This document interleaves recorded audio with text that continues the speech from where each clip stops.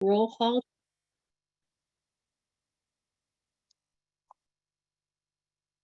We'll now have roll call to determine if we have quorum. Anissa, Here.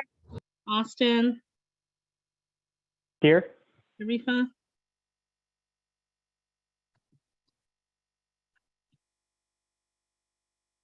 Sherry, Sorry, present. I'm trying to get off of mute. okay, Allison, Here. and myself, Carrie. A quorum has been determined, and we will now proceed with the business portion of the meeting. We have an agenda to review. I would like to ask for a motion to approve the agenda. Motion to approve the agenda for Thursday, September 15th. Okay, thank you, Allison. May I have someone to second the motion?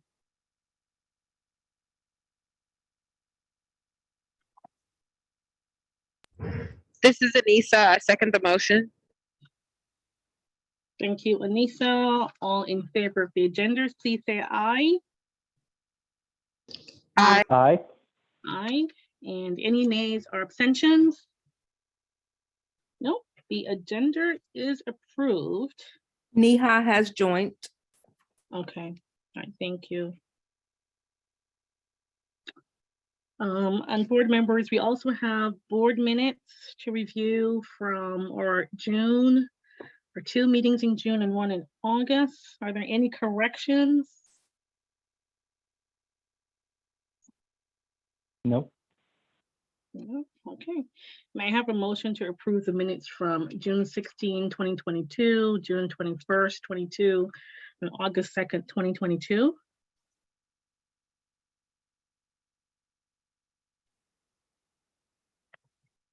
This is Austin. I'll make a motion to approve the past minutes.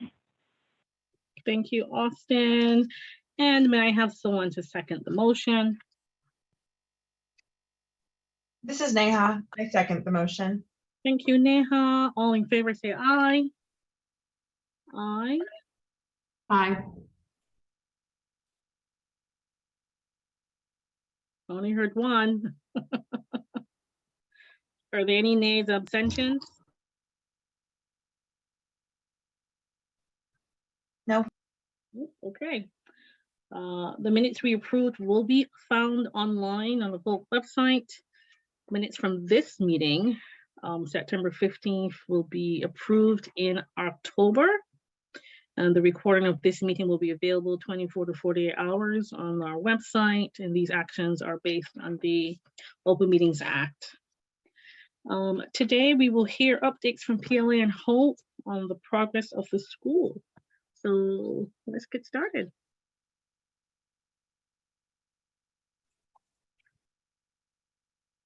Hello, everyone. Oh, sorry, Sherry. No, I was gonna say, jump right in, Melissa. Apologies, just trying to get off mute. Hello, everyone. Melissa Morris, Regional Director, and I'm happy to be sharing the academic updates for today. Our enrollment, as of the date this was taken, was 214 with a goal of 278. And our average daily attendance right now is 90.7, which, you know, for our STAR grading system, we really wanted to make sure we keep that above 90%. Our staffing open positions right now are principal, ELA middle school teacher, and our building operations.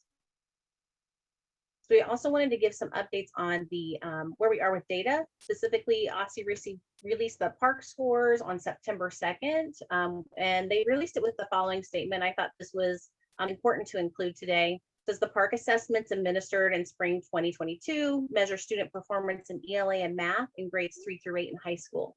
The test has 5 performance levels, with level 4 and level 5 indicating a student meets or exceeds expectations for their grade level. The number of students in grades 3 through 8 who scored at or above a 4 decreased by 8 percentage points in ELA and 10 percentage points in math. And the number of students that fell in 9 through 12 who scored at or above a 4 fell 1 percentage point in ELA and 8 percentage points in math. So as we look at where we are for Hope, the data that we have is pre-pandemic compared to where we are now. So in the 2018-2019 school year, before the pandemic. In ELA, we were at 20%. We have fallen to 10%, which is in line. We're a little off just a bit by a couple percentage points from ELA, and we're right in line 14 to 3% when looking at the math piece. Any questions on that? I'm going to talk about our NWEA end of the year data and kind of where we're going next. Okay, and what's the timeline for the official scores to be released for per student?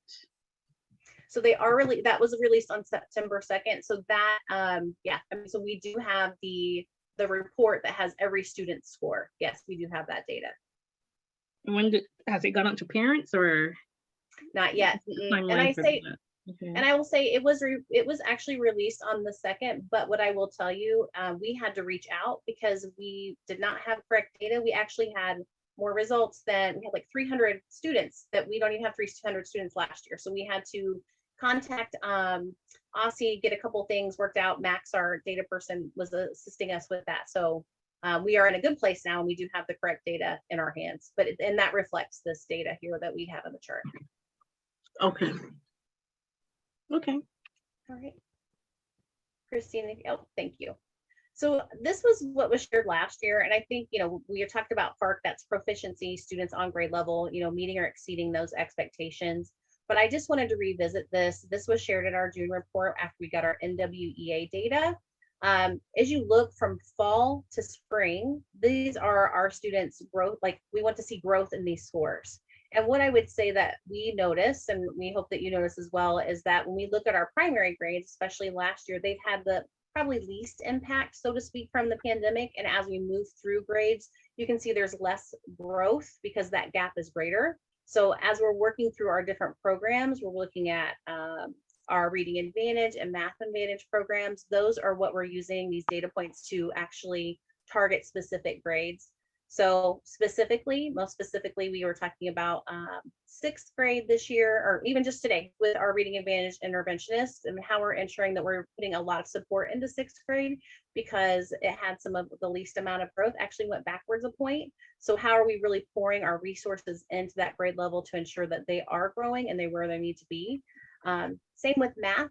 You notice a large growth in those primary grades. And then as we move through the grades, the growth isn't quite as great. One thing I do notice, though, comparing ELA to math and some of those growth pieces, is we had a school-wide Eureka Math program that we utilized this last year. And I know that we were able to share a lot of those successes there. Last year with reading, we did have a Reading Advantage program, which was able to reach students. I don't mean that, but also we didn't have a solid core reading program, which we have this year. We did get guided reading training in February. As you remember, that the vendor wasn't able to send materials at the beginning of the year. We had to wait, and we had to wait for a date for PD. So that was February. So I'm excited about this year as far as we have all the materials now that we need. We have the programming we need. Now it's just really having that leadership to really make sure that we get the biggest bang for our buck and we're heading in the right direction. So with that, you can scroll up, please, Christina.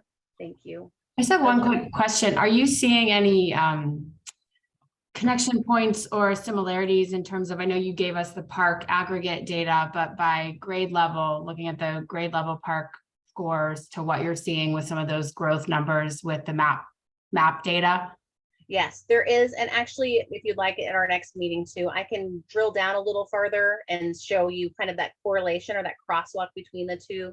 We will also, like I said, you just got the student specific data here more recently. And what we will do is even do a crosswalk between that and our LLI program too. So we'll do both NWEA, LLI. And it was interesting because even today I met with Reading Advantage instructors and we talked a lot about these data pieces and how they correlate amongst each other. So yeah, we will share crosswalk kind of to ensure that our programs are doing what they're intended to do. That's great. I know one is growth, one's proficiency, so they're not exactly the same measures, but right, that would be interesting to see, I think. Absolutely. Can you scroll up a little bit more, Christina? Sorry, I want to see that whole chart at the bottom. Thank you. So just kind of to share, I mean, kind of some next steps of what we're making sure we have teachers in the right place. We're trying to hire and retain teachers. As we have this year, we had 2 weeks before school. And so that we utilize that time to train teachers on the different curriculums that we have.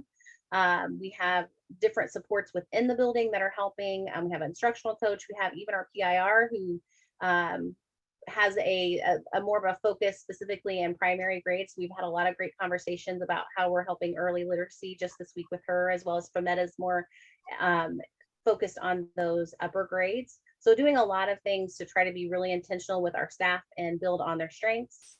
And then the other piece is attendance. I know last year specifically, it felt like every Friday was such a huge challenge. So trying to be really intentional, even with our calendars, on how we're providing enrichment for students on certain Fridays to try to build that Friday hype up to make sure that our kids are in school and attending, especially on those days where we typically, traditionally, historically have had low attendance.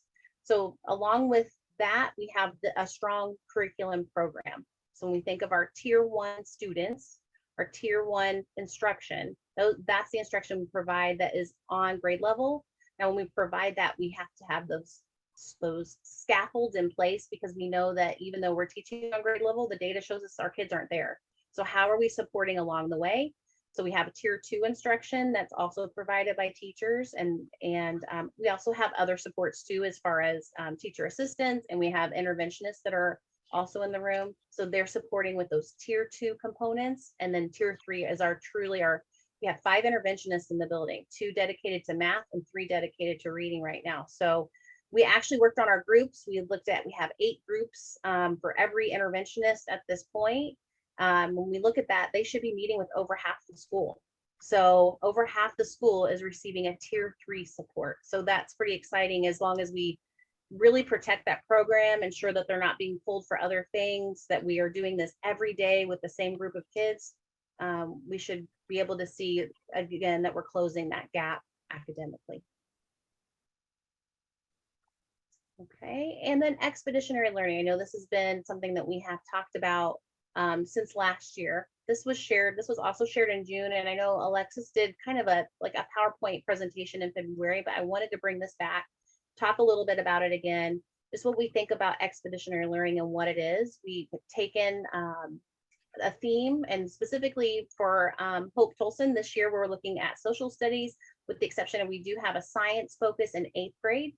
But we're looking at social studies, we're looking at the standards in social studies, developing themes, and then carrying that theme across the year. Through that theme, we're going across different disciplines throughout the building. We're developing a product at the end, and we're having learning expeditions. So we're out in the community, we're having experiences based on these themes that we've created. Can you go up a little bit more, Christina, to that next one? Thank you. So this was also shared in June. So right now we are just really wrapped up 2, and we're into 3, step 3. So when we launched it at the end of the school year last year, we actually presented to the entire staff on expeditionary learning, what it is, what it entails, and then we developed a team. We had 8 teachers that came in over the summer, paid them a stipend, and they developed the themes and the 6-week cycles that will go out throughout the year. So we have 6-week cycles.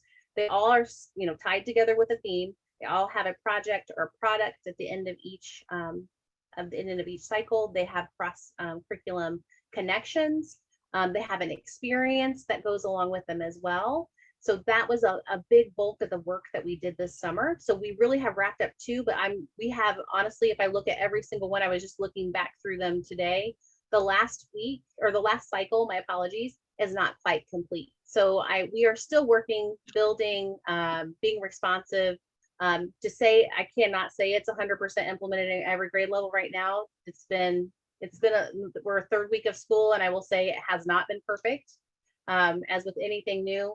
But I have worked with a couple people even this week to say, okay, where are we? What do we need to do? So we're at the implementation stage, but we've also hit some bumps along the way, and specifically looking at some grade levels are more, I don't want to say invested, that's not really the right word, but they feel more comfortable, I'll say that, with what they're doing than others. So we're working towards full implementation, but that's where we are right now.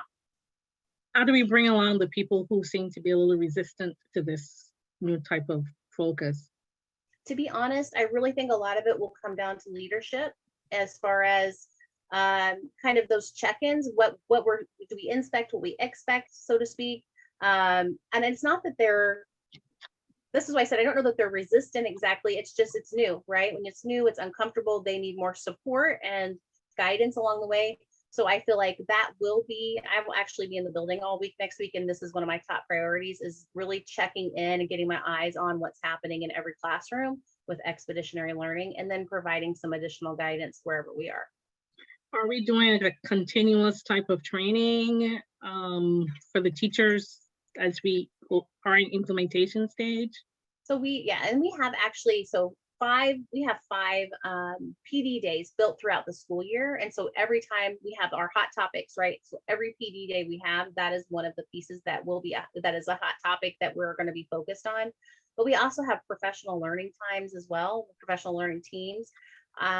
As I checked in this week, I would say it was not as high of a priority as I would have liked as I'm checking back in, but I think we are, this will be making sure going forward that we are truly checking in with every teacher and making sure we're heading that direction for strong implementation for expeditionary learning. Because I can't say for sure that it has been where we wanted it to be, but like I said, I will have my eyes on it this week and be able to even give a better evaluation of where we are. Okay, all right, thank you, Melissa. Last, family engagement and events. I was excited to share. We had our back to school carnival. It was a huge success. You can see some pictures of our families attending. You also see Miss Gladys and Miss McKay in the middle there at our carnival. We actually had a Ferris wheel, which I thought was crazy when I saw it. Had a truck with a Ferris wheel in it and a bouncy house with a Ferris wheel on it. Greatly attended. I do want to say special thank you to the Hope staff and Mr. Ray and Miss Gladys. They actually cooked all the hot dogs and prepared the food. So we appreciate all of their support to make sure this event was really successful. We also had Chipotle fundraiser on the 13th, and we had mobile dentists yesterday. So our kiddos had their teeth cleaned, and we were able to they do kind of preventative and just kind of an analyzing to see if there's any additional work needed. So I checked in with Miss Tobias, and she said the event went really smoothly. They come right to the school and they provide this service for our kids. So just wanted to be able to shout out that team that's doing our events, and Miss Tobias specifically for all of her hard work on these pieces, and the Hope staff for making sure that this event was successful. How's the attendance on these events? Was it the oral program? Was it voluntary? Parents had to sign off, or like how was that handled? Yes, so there is a form they have to fill out. And is Miss Tobias on here with us today, Bianca? I don't think she is. No. I apologize. I'm not quite sure. I did talk to her about it yesterday, but I'm not sure how many actually attended, but I can get you that information. Okay. Yep. And the funds for the Chipotle fundraiser, what are we using the funds for? I know we actually sent it because that was one of the things mentioned. What are we actually using this for? And hang on, and I can, if you want, we want to even move to the next person, I'll stick it in the chat for you. Because that was unless you have more questions, of course, that was the end of my report. But I have it sent, I have it in my Parent Square account right now because I know it was sent out. So let me pull it up for you. Yeah. Any questions for Melissa before we move on? Oh, all right. Is Eva? Yes, I've got it. I will pick up on the financials, page 16 and 17. We'll be pretty short here. Two reasons. Fiscal year 22, the first page here that we are looking at stays very much in line with what we've projected all year, really slight variances. And then fiscal year 23, we're so new in the year, the data is still really fresh and not that much to it. So the first piece here, fiscal year 22, this is just kind of a wrap up, all stays exactly as we have been watching every month. Key items, days cash at the end of the year, 144, 3.65 million, strong, solid place to be for days cash, but that helps us prepare for the unexpected. On the margin, and let's, if you look down on the forecast piece, so As we move through the year, we move off of budget and we go to what we anticipate for year end. And there you see in both the first column and the 1, 2, 3, fourth column, the actual and forecast become the same thing to close the year at a deficit of 1.461, which sounds pretty significant, but I think as we've talked about all year, the largest component that included a $1.25 million lease adjustment. So if we adjust for the extraordinary items, that puts the deficit for fiscal year 22 around 200,000. That was also anticipated as we the board opted to keep heavy staff as scholars are coming back from COVID to have a little bit more support there. So that's fiscal year 22. The audit is underway. We'll have final audit probably in the next 60 days to present the financials there. Then, thank you, Christina. Let's go to fiscal year 23. So this is, the initial look at fiscal year 23, again, strong on the day's cash at 163.47 million. If we go to actual to budget, that's where the next step will come in. So we budgeted at 273 scholars. We now are starting to build the forecast on 211. That means that we have to, as the revenues drop for that enrollment change, we need to identify expenses. They're not all going to automatically, they're not all variable expenses that we can change to close that gap. So on the first pass of it, we have identified expenses to get us to a deficit of around 196K. So somewhere 150 to 200K deficit. We will amend the budget once we have final count day numbers to get it to two scenarios, one with a small deficit, one break even, and review the changes that would be required to hit each of those. I'll stop there for questions. Thanks, Eva. Absolutely. That's all.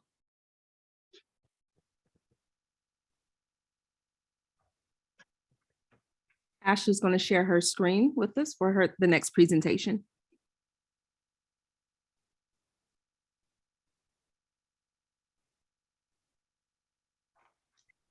Good evening. Can you all see my screen well? Yeah. Good. Good evening. My name is Ashley Minter, and I'm the new Marketing and Communications Director for PLA. And good afternoon, everyone. My name is Tiffany Walter, and I serve as the Director of Scholar Enrollment. Yes, thank you for having us this evening. We will go through a marketing and enrollment strategy presentation for Hope, and we'll be happy to answer any questions that you may have. So Hope works to provide a world-class education experience that prepares our scholars for their future. While Hope is poised to provide that experience, there are a number of competitors in and around Ward 5 that are vying for the same population of scholars. One of Hope's strengths, among many, is that it can provide expeditionary learning and real-life experiences outside of the classroom. The challenge that we're facing, of course, is under enrollment, but there is potential in that Hope has the opportunity to serve scholars from neighboring communities.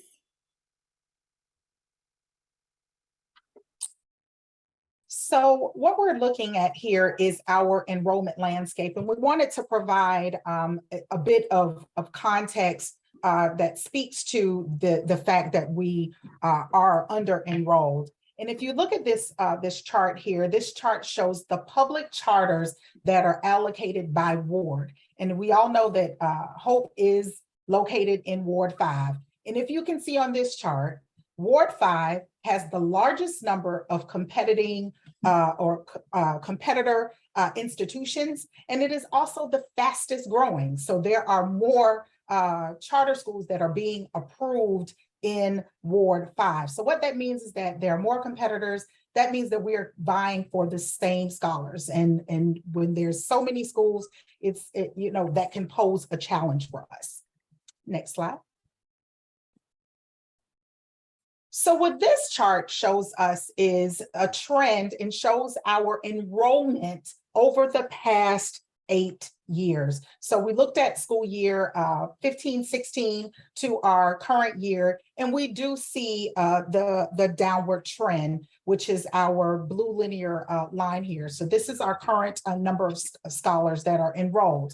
If you notice there around the 1920 school year, that spike an increase was when we consolidated, we closed down one of our locations and we consolidated the schools. So that's why you see that spike there. But here's the silver lining in looking at this downward slope of enrollments. What you will look at, if you look down at the green line shows the number of new scholars that are enrolled with Hope. And if you notice that we are remaining fairly stable on our number of new scholars that are coming in. That red linear line shows the number of scholars that have left Hope. And you see that we are going down. So what that tells me is that we're getting new scholars and we're at least maintaining the new scholars that we're getting in. And a lot of our scholars, once they're there, they are not leaving from Hope. Next slide. So as we look, just a quick question about those data points. As we look across the city, if with the increase in the number of charter schools across the city, are you seeing general charter enrollment increase, or is it pretty steady? And so it's the same number of students that are going to more and more schools that are available? Actually, the trend is showing that all of the schools are somewhat trending downward. So they're all decreasing. Okay. Yeah, there was recent data that was published, and yeah, all the charter schools are in the same kind of boat with declining enrollment. Interesting. Any other questions? All right, so what can we do? And that is important. So looking at our projections and looking at the current number of scholars that we have over the trajectory over the past 8 years, we are projecting somewhere around 240 scholars for the 23-24 school year. But we know that we have count day that is coming up October 5th. So that gives us 3 weeks to identify some additional scholars for the current year. Melissa just reported that we're at about 214. So I looked at it today, we're roughly around 210. So what can we do to get some additional scholars to count towards our current count day? So we're estimating that we probably could get roughly about 12 to 15 additional scholars. We already have some new scholars that are in the pipeline that Ms. Tobias is already working on. And we will continue to backfill for the remainder of the year additional scholars to try to get to that 240 target goal. However, we know that our immediate steps is that we have to look at our on-campus and community-based strategies, and of course, speaking to our marketing strategies.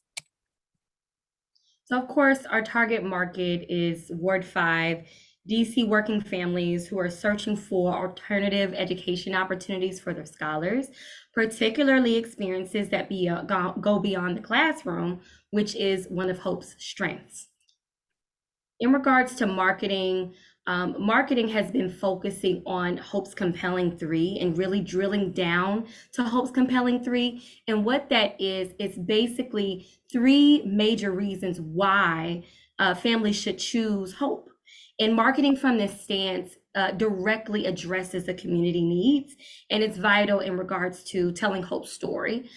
We've seen some great strides in regards to Hope's social media. For example, we saw an increase in Facebook likes and followers by about 440% between June 2021 and present day. We also saw that the Facebook page reach increased by 133% during that same time frame. Instagram reach increased by about 65%, and Instagram profile visits also increased by 1.4 thousand % between that same time frame. Most recently, we have implemented organic and organic post campaign. And so basically we're working with our schools to post 2 to 3, or we're working on our schools to get to posting 2 to 3 organic posts per week. And we're expecting even more growth through that strategy. We're working closely with our school leaders on that, and we look forward to working closely with the New Hope school leader as well. But this strategy is very important because we're showing the kind of experience that families will have and have had as new families vet us. You know, it's nothing like seeing a scholar's smiling face on social media. Those type of organic in the moment posts are what people are reposting more often than not. That's what people are liking. That's what's really telling the story in regards to social media for Hope. To lay on top of that, as a layer onto what we're already doing, we're proposing we introduce social media ads for Hope. And so that'll lay or cast an even wider net in regards to reaching our target audience. And it's also geographically based on geographic location as well. And mind you, again, these are strategies that we are proposing that we implement or can implement as soon as possible. Most of these, if not all, can start no later than Monday. Secondly, Google Ads, driving traffic to website and therefore increasing enrollment. Basically, what the Google Ads will do is create search engine based contact with our audience. We've also been in contact with 2 major radio stations in DC. Those ads can start as early as next week as well. WPGC 95.5 hip hop, as well as Elzo 107.9, which will target the Hispanic population in Hope, which Ward 5 has a major Hispanic population. And so we felt that the combination of both would give us great traction in regards to radio, and we'll reach a larger audience.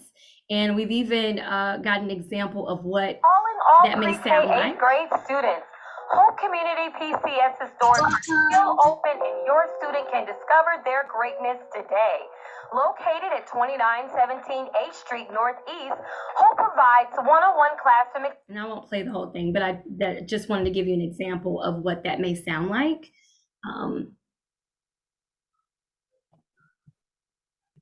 So now we want, go ahead. You want to go ahead? No, you go ahead, Tiffany. Okay, so now we want to talk a little bit about our on-campus and community-based strategies. So as you can see, these are samples of the awesome high-end marketing materials that we are already using. And we definitely want to amp up getting these great pieces out into the community. So we have copies of our postcards, our door hangers, our flyers, yard signs. And if you notice that not only do we have them here in English, but they are also translated in Spanish.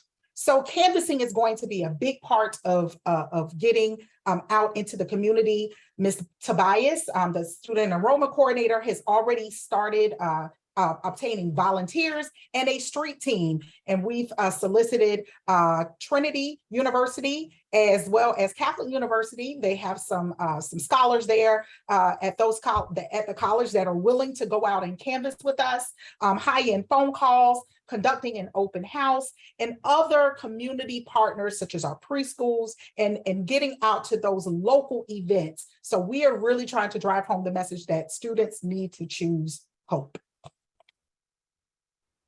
Absolutely. And so we're also consistently working with school leadership and school representatives on maintaining and updating Hope's website. That's something that we consistently do, especially in regards to your news and headlines section. That's constantly being updated with new news, new events. So that way visitors always know what's going on with Hope. What we're proposing in addition to that as an extra layer is a testimonial page. This will feature positive accounts from current families that will add an even more authentic voice to the website. We'll also be creating a press release that can go out as early as next week. And so the focus of that press release will be to reintroduce Hope to the community, talk about its offerings, its compelling 3, and also invite the community to any upcoming events as well. We're going to target media that are either education based in DC and or are connected to the local community and community news. And as Tiffany mentioned, our goal is to run this campaign and increase enrollment within the next 3 weeks. And we'll measure the success of these strategies by the number of students that we receive or the number of students that enroll based on these strategies. And we can pull that data from their actual enrollment application. So it is measurable. We've also found success with many of these strategies, these short-term strategies. And so we look forward to seeing success for Hope through these strategies as well. As I mentioned, these strategies are short-term and immediate. They're short-term in that they'll run through the 3-week campaign to meet or through count day.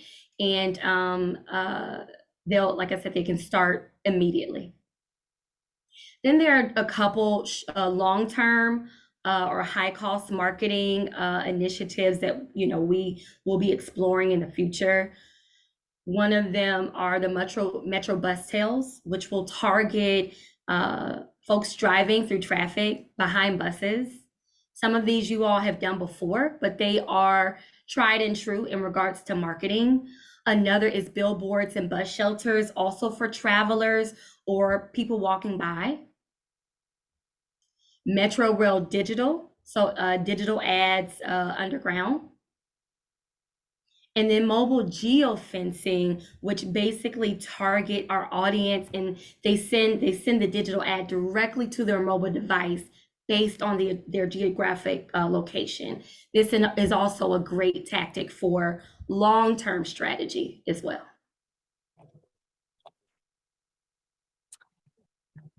And we are really, really, really excited about introducing a parent ambassador and referral program there at Hope. Ms. Tobias is already overseeing our Parent Teacher Association, and they have their first Eagles Nest parents meeting coming up. But outside of the Parent Teacher Association, what we're looking to do is identify those parents who are really eager and geared up and willing to talk about their Hope experience for their scholars, and refer other families and other parents who want to have a high-end and high-quality education for their scholars to be able to get that from Hope. And so this Parent Ambassador program will be, we're looking at probably roughly to start out about 5 to 6 parents who will go out to assist with canvassing, but also will serve for that testimonial section that we were talking about having on the website.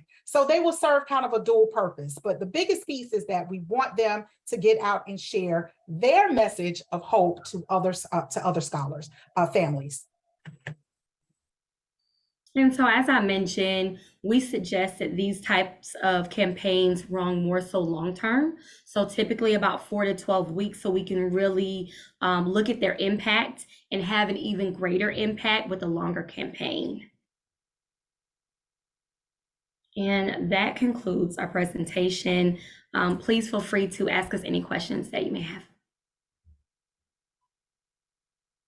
I have a couple of questions. You seem a little bit unsure. You said, you know, is this going to happen, or do you need approval from us to do this? Because it should have been happening from yesterday, right? So, the school needs a serious marketing program. I appreciate the presentation. I'm looking forward to seeing the bus ads and everything else. Keep in mind that I know we're working towards getting numbers up for count day, yes. But you know, the My School DC, the enrollment portal with DC, you know, that stuff starts up in December, January for enrollment. So it can't just focus on through October. It has to get us the people, have to get ready so we can get parents, if they think about moving their kids to a different school, that we are in consideration, we're top of mind. So this strategy has to take us through the spring, right? Because we have to see our enrollment numbers move somewhat. If not, we need to have a different kind of conversation about really rethinking hope and the number of students we can actually have in the school, just to be more realistic, right? The other Absolutely. thing about the focus on the wards, while the school is in Ward 5, Ward 4 just borders it. I live in Ward 4 and it takes me 10 minutes to get to the school. So please don't neglect the neighboring wards because, you know, you can't just rely on residents in Ward 5. People drive all over the city to take the kids to school. I have friends who take the kids, they live near there, but they take the kids to the other side of town. You know, so please don't be afraid to take this to other wards as well. Right? Absolutely. I mean, Absolutely. I'm not sure if you're familiar, how familiar you are with DC or anything here, but don't just rely on Ward 5. Take it outside because people travel, right? They're, you know, they're commuting. They might see an ad somewhere that might bring interest otherwise. I do want to see some consistency in the Spanish in our, I am on Parent Square, so if I see something isn't right, I'll let someone know. Okay. You know, I said, let's say everything in Spanish as well. It needs to be consistent, right? Because, you know, as parents look, these are things that are going to be important to them as well. That everything has, you know, every communication we have should be Spanish and English. Please don't neglect other communities that are out there. Or East African communities, people, you know, Amharic speaking communities, that's huge in this area. That's also a group of people to look into, to market to as well. That's a recommendation. And the parent ambassadors, that sounds great. It's important. I would just recommend that they also have some type of training involved with, you know, they're representing the school as well. Absolutely. But I do want to stress that this is not just through October. This has to get us through the open enrollment with My Schools DC. Absolutely. And I wanted to address the strategy portion first. So the short term, right, is just, it is focused on these next 3 weeks. So that way we can try to achieve the count. But the long-term strategies, I think that's what you're looking for in regards to getting us through the 23-24 school year. We just wanted to, you know, just kind of show that there are things that we can do right now to try to address under enrollment. But we agree with you 100% that this is an ongoing, both are really ongoing strategies, honestly. One is just kind of focused for right in this moment, and then we can continue those strategies throughout this year and into next year as well. I also wanted to go back to what you mentioned about the wards. Absolutely, you're 100% right. And so, yes, Hope is located in Ward 5, but we are very well aware that there are neighboring wards. And so when we're creating, for example, our social media ad, we're going to cast a blanket not over just Ward 5, but also 7, 4, also our radio ads. Our radio ads are targeted to those areas as well. So I just want to let you know that we're thinking about that, and we're not limiting our efforts to just Ward 5. You're absolutely right about that. Right. And I'm sorry, can I speak to that too, as well as Ms. Carey, relative to the street team that is canvassing. So the street team, they are actually going to do, they're starting on Sunday.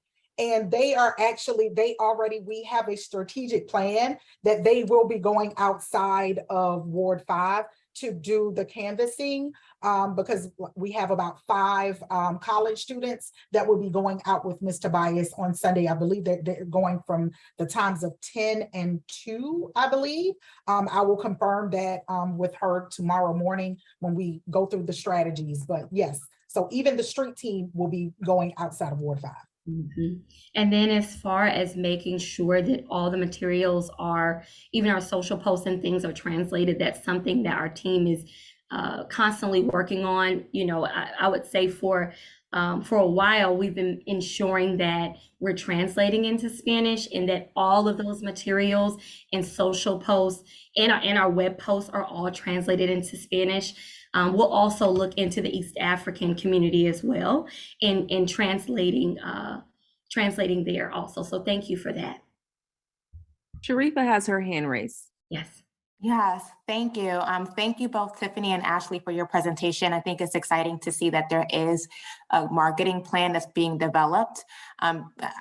Because, you know, from my experience, I'm not in marketing, but from my experience working in my organization and seeing, you know, our efforts to increase visibility, it really does require dedication, time, dedicated staff members, and money. And some of the things that have worked for us, which, you know, I would like to share as possible considerations in case they haven't been considered. You mentioned a referral program. I think it's great. And one of the things that we've done at my organization was really open that up to everyone. So to the extent we have customers, if they refer someone and bring that person as a customer, that person gets X amount of money, right? So giving some incentive to parents to make those referrals. And that seems to be well received. The social media campaigns and contests, what we've done, again, it was really around incentives because, you know, it's people just get caught up in their day to day, but when you give them an incentive, it gives them a reason to take that extra step to help support us. And some of the things that we've done, like, oh, take a picture with your dog, right? Like we have a dog contest, take a picture with your dog, and every Friday we select a winner.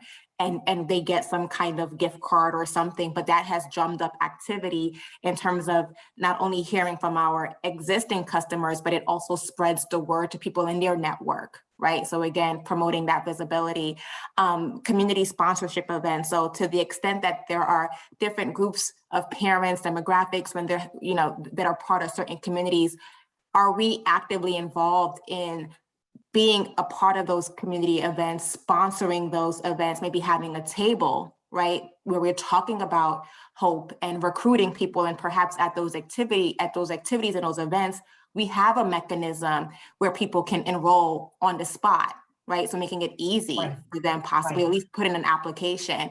And I like Carrie's point about being mindful of the fact that people move around. And so perhaps, you know, not only going to a community events in DC, but going to Maryland or Virginia, because people move from Maryland to DC, from Virginia to DC. And so capturing those people who may be considering those moves. And then lastly, media opportunities. So there's a lot that happens in the education space, legislation, but to the extent that we can maybe publish articles or be a part of interviews where somebody from Hope is talking on specific relevant issues, talking on education, that helps get our name out there, helps promote the visibility, and shows our expertise and our dedication to our students and parents of our students. So those were just a few ideas that were running through my mind of things that we incorporated as an organization as strategies to help promote visibility and get more consumers.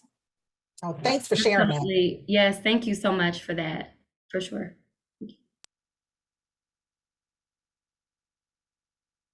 Well, actually, I'm looking forward to seeing this campaign get started, these campaigns, I should say. And I look forward to hopefully getting an update from you or Miss Tiffany, maybe in October board meeting as well, just how things are going. I just want to say, you know, in the past, we've had some issues with consistency in this area. And, you know, I would like to see a difference as we move forward. I am on Parent Square. I signed up for the Tulsa Instagram, so I will be looking for some consistency as we move forward. So, wonderful. Absolutely, thank you for that.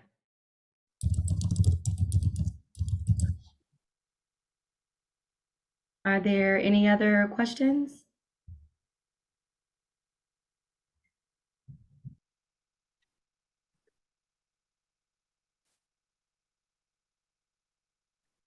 No, I don't If think not, so. we appreciate your time. Thank you all for allowing us to present to you all today.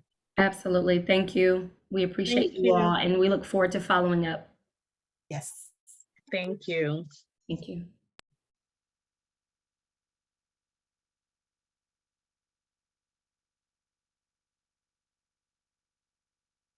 Are we doing staffing next? Next is the PLA update. And I already covered the staffing and enrollment pieces in my presentation about where we are for staffing and enrollment at this time. Okay. Operations and did the financial facilities, anything there? Really,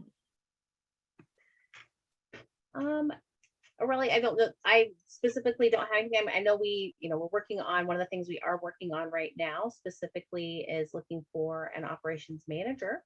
As far as facilities, do we have anything to update Aurelia on facilities? Hi, Melissa. We have a number of projects that we're working on in the facilities area. Right now, we have a short-term fix for the HVAC with the portable units. And so I know that we're working on a medium-term fix. We have a vendor coming out, Mitchell Heating, that's going to give us an assessment and a solution that we think, or we are hoping, will help us eliminate the portable units. And then we're looking towards a more long-term solution with regards to the HVAC system to see what will be needed there. And that is an assessment that's taking a little bit longer because it is a broad scope of what is needed for the building. So that is an active project with regards to facilities.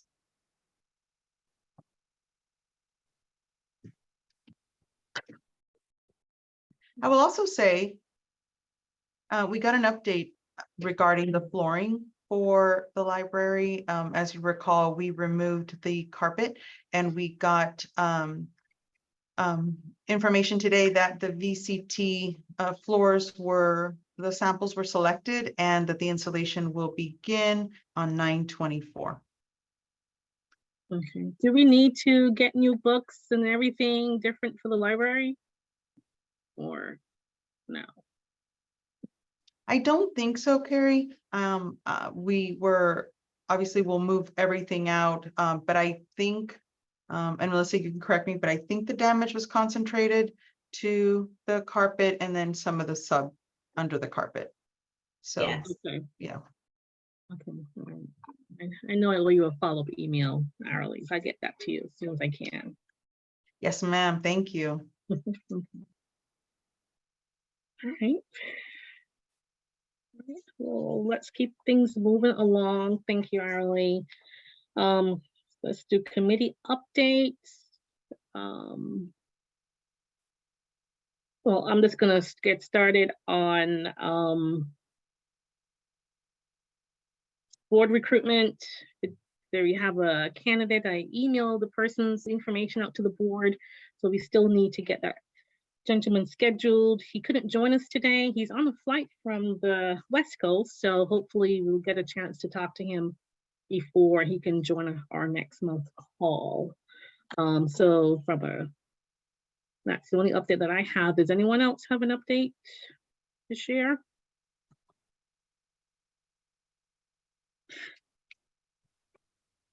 Nope. Okay. Well, let's keep it moving. We have to do the new business action items, the student handbook, and the before and after care.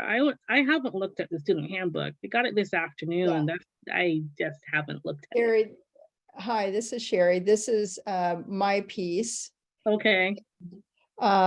What you got this afternoon is actually what I'm seeking board's approval on is what the board approved last year. Okay. And it's the same thing that's found on the DC Public Charter School website. It's what you approved last year. I will say to you and to the board that we will be coming back soon with revisions to include some very specific guidelines and policies around suspension and expulsion procedures. There are some in here, but we really want to tighten those up and make sure that they are aligned with statute and all the federal guidelines that pertain to that. So we would seek your approval of what was presented last year. And again, we will come back very shortly with revisions around those very specific items of suspension and expulsion. Happy to answer any questions. Just so we're clear, so this is Neha, and thanks, Jerry. So we will have, as a board, we'll have to approve those revisions, I suspect, correct? That's correct, yes. How much lead time can we expect on that? We can probably get that to you this next week. And so depending, if we want to take it up at the October board meeting, we can do it then. So if not, we can figure out how to best get those approved sooner if necessary. Okay, thank you. You need to, so this says 21 to 22, if it was approved, I mean, and we need a 22 to 23. Yeah, actually, I thought, yeah, that date was changed, so we will make sure that's changed. I've got it changed in my documents. We'll make sure that it is changed and resent out to the board. Any other questions?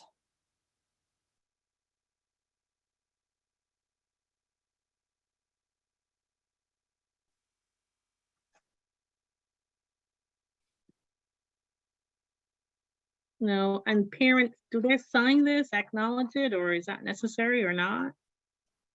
Do parents, I believe there's a place at the very end for parent signature.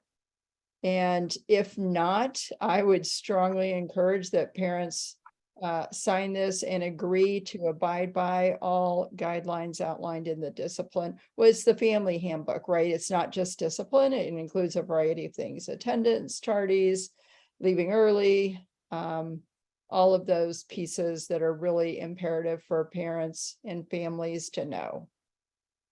It still has Rebecca's name in here. Yeah, this was all changed, so I will make sure. I'm looking at the that I get- attachment I have in my email. I'm not Yeah, looking I'll at make what's sure on I the get sheet. Christina the correct one to resend tonight. Okay. There were multiple copies of this going around, so we'll get you the right one tonight.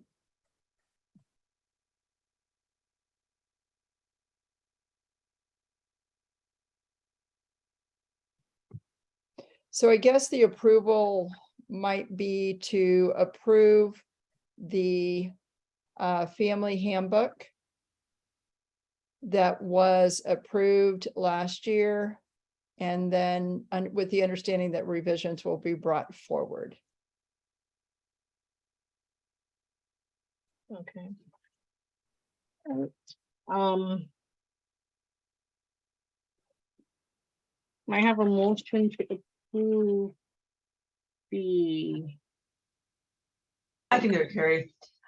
This is Neha. Okay. I move to approve the handbook that was approved last year with the understanding that further revisions will be submitted to the board tentatively for approval in October. This is Anissa. Hold on I a second. second. This is Anissa. I second the motion. All right, all in favor say aye. Aye. Aye. Any nays or abstentions? Nope, but it's approved pending the other Yes, additions, additional updates. thank you. I appreciate that. We have before and after care. Yes. Okay. Hello, everyone. So we had a challenge with the previous vendor, a couple different things that occurred that the vendor is no longer with us. One of them was just lack of enrollment. Some of the things that we discussed in the previous board meeting around cost and how no family would be turned away, and even the voucher piece ended up not being accurate. So we were able to put something in place to support families. And so this is our proposal, and it is actually up and in place this last week because we needed to be creative and have something in place for families in the interim before we could bring this to the board. Basically, we're providing, paying our staff members $35 per hour, non-certified staff, and $45 per hour for certified staff to help provide a before and after care program. It is a before and after care program, but also with the idea that we're helping to provide support with homework, and we're also utilizing some of our curriculum pieces to help also provide some enrichment. The challenge right now is looking at what's the cost and kind of the break even. And so we were able to come up with a cost neutral option. So if the first scholar of a family would pay $60 per week to join the aftercare, before and aftercare program, and for each additional child, $30 a week. And with the pay that we're providing our staff, we needed to have a minimum of 17 scholars. And we actually have, I just checked with Bianca today, we do have 17, we have 12 now and 5 more that will be joining us next week. So at that cost of what we pay our staff members and what we are charging families, it's cost neutral. It's not costing us anything. We're also not making any money. If we get numbers beyond 25, we'll need to reevaluate, because then we'll have to, if we add an additional staff member, right, to cover the oversight of our scholars, and we'll have to kind of reevaluate where we are and probably then have a new target to make sure that we're at least at cost neutral. And there's actually a chart, the next page down, Christina, that just kind of outlined where, you know, if you need to look to kind of see where we are by staff member. So the bottom right corner that highlighted in green, with 1 staff member, we needed 17 scholars, $45 per hour. And I will tell you, you know, we have a variety of staff helping, so not everyone's being paid $45 an hour, but we wanted to be on the safe side. So we know that that's where we need to be. And so far we've been successful. And like I said, we've been doing this. This is actually the 2nd week. We're in the 2nd week of providing this type of support. So we're looking for, actually, is it time for approval yet, Sherry, or am I just presenting at this moment? Is this for approval at this moment? Okay, so we're asking for approval on the before and after care program as designed here. Are there any questions from the other board members? No, okay. No questions, but thank you for moving quickly to find an alternative when the last program kind of fell through. I know it's an important part of our strategy here, so I'm glad we have something to offer. And we were actually able to provide, I think the exciting thing too is that it's cheaper. It costs our families less. And I think, and we're working on a couple of things behind the scene too, to continue to enrich, but don't want to share anything out yet because it's a little premature, but to even continue to help support our families. We want them to feel safe and be able to stay on campus before and after school. Okay, sounds good. May I have a motion to approve the new before and after care at Hope Community? Yes.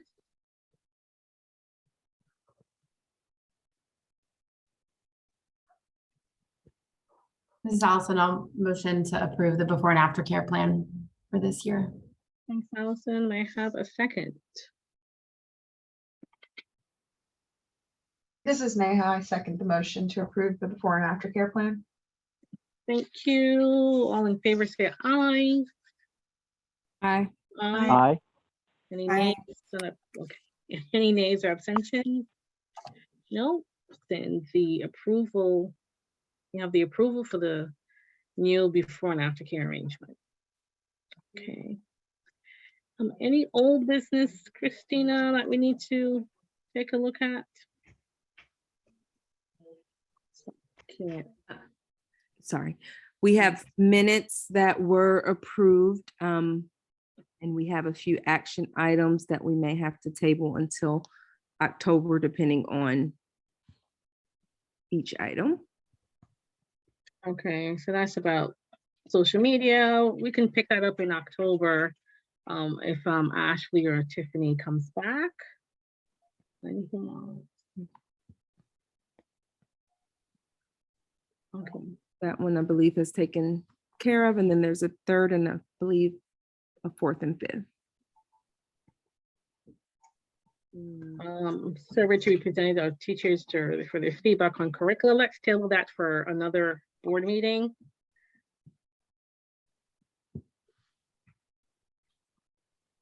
And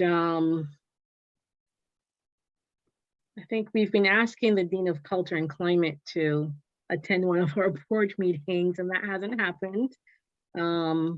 If he or she can attend October, that would be great. We'd like to know what's going on from that perspective. Yes, and Carrie, the request was made for this meeting. Unfortunately, he had a prior engagement, so was not able to attend. So we will make sure that he will be there in October. Okay, and I know I've been asking about high schools and our middle school students. I know we've gone through some changes, so let's kind of table that for right now, but I still want to hear about it eventually. Yep. So we're going to move most of these action items to another board meeting. Any questions or comments from anyone? No, okay. All right. And are there any public comments? We are now, the floor is open for public comments, if there are any.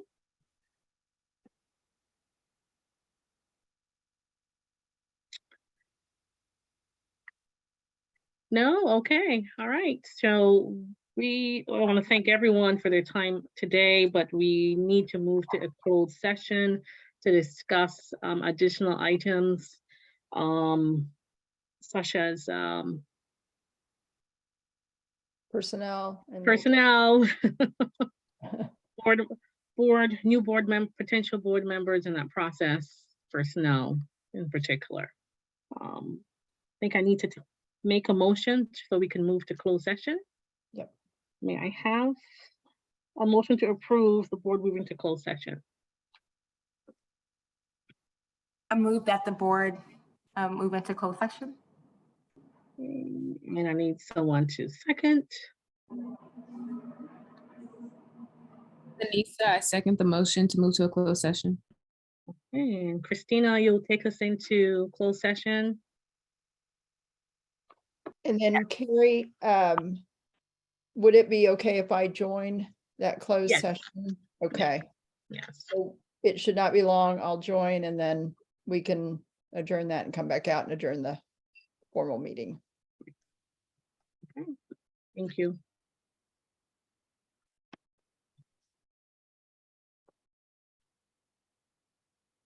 All right, Christina, are you moving us in? Yes, just one moment. So Thank we're you, putting ma'am. all board members into the Yes, breakout please. room. Yes, please. Okay, just one moment. Okay.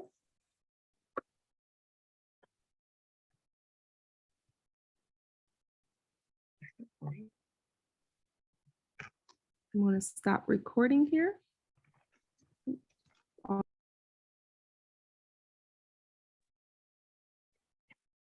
Everyone, thanks for your patience. We just adjourned our closed session, where we discussed, where discussions were held on